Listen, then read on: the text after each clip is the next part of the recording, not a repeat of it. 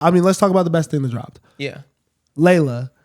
Yeah. Is going to be one of the biggest things in music. Yeah, she's here. I think we all, not all of us, but definitely industry people kind of got the PSA when Like That came out and she was doing big numbers. Then it kind of came out officially that she was Mos Def's daughter, and that got a couple more looks. But then she dropped this project, Gap Year, and it's her debut project. Yeah. And it just totally blew expectations out of the water. It was crazy because I think that I heard Like That, and I definitely was like, when I found out she produced it, that was what impressed me. Yeah. From the beginning. I think that she's always been a really cool producer, but I just wasn't sure. I didn't like fully get it.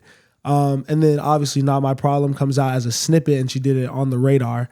And, you know, I knew it was going to catch. Yeah. Like she clearly had a thing, but I didn't know what it was. Like it was just a vibe about her, the way that she's doing the music, and once again, self-produced. So like there's clear talent there.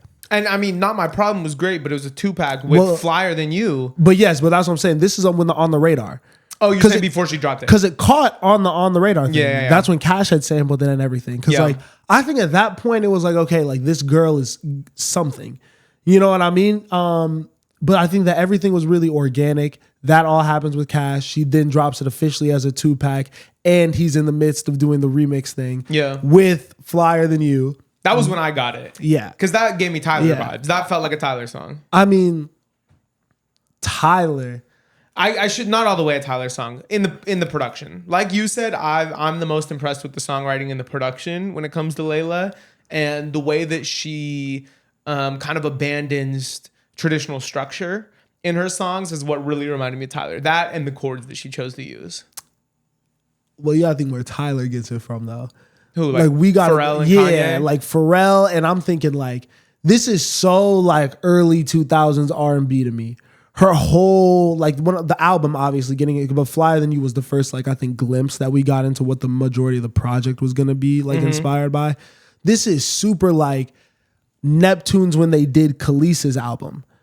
Is what I get. And the song Sugar Honey Iced Tea. Yeah. I listened to that song and it literally immediately, like you said, puts me in the mind of every Tyler song ever. Yeah. And like just knowing that, like, you know what I mean? Like Tyler gets so much inspiration from not only Pharrell, but like specifically female vocalists. He loves like Khalees Brandy, all that. But she's a throwback to like that era. Yeah. And I think that definitely like you have to put into context like being 18 and being so eloquent, really. And like I'm not saying like this is like the most like mature like thought processes ever, like it's like, oh my god, I don't get what she's saying, but it's just like it's really good like lyrically. Like it's good storytelling. It's compelling for people of all ages to kind of appreciate. Production is out of this world. Yeah. Production is out of this world, bro. Yeah. Because you can tell when somebody like made a beat versus like made a song. You know what I mean? Like that's why I really also like artists that are self-produced, is because it seems like more songs come out of that and less beats that someone records a vocal over. You know what I mean? Because those songs, like, they go in places I would never expect them to go randomly. You know what I mean?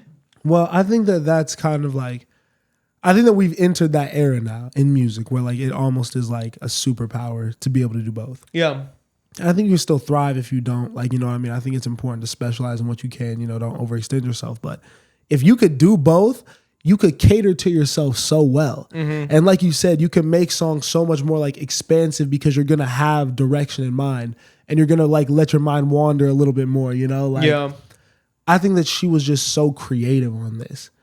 I don't think this was like I like that she worked by herself. Yeah, me too. And I almost am interested to see what she does next, because do you need to work with someone else? I don't know. I don't know. I don't think you do. I think you need to keep your originals yours. But I think you could bring someone in the room that understands that you're driving the ship, and they can just maybe help with some technical stuff and kind of help you improve, because she's 18, right? Like, she doesn't have everything yet. There's a lot for her to learn. So I do think like a seasoned older person that's going to truly let her ideation drive the whole process might help. But I would not be mad if they just put her in a studio with all the resources besides people and let her cook herself.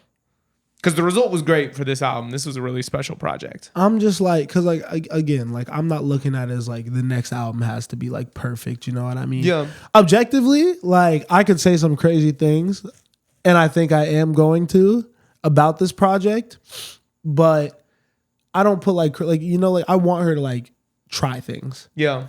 At this point, because what we just heard is unreal for someone that young and so early in their career to be doing. Mm-hmm. Like just try shit, fuck around, see where you could go. Because I just want to see it. You know what I mean? Like who knows what she's gonna think of? You know, I'm intrigued. I'm excited for her. Yeah, this is one of my highlights of the year. What's your favorite track off the first week?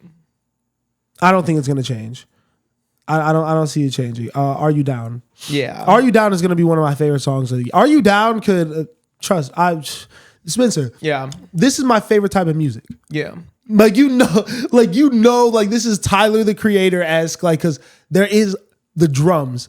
It's a little bit more like, it knocks a little more than some of that like early 2000 shit. Mm-hmm. But oh my God, like yeah, that song is perfect to me. Yeah, that's the one for me too. And then Talent Show. Like the intro. Yeah, I love that. But yeah, it's just so simple. And I realize I like soothing music. Yeah. Yeah, like something that's gonna relax you.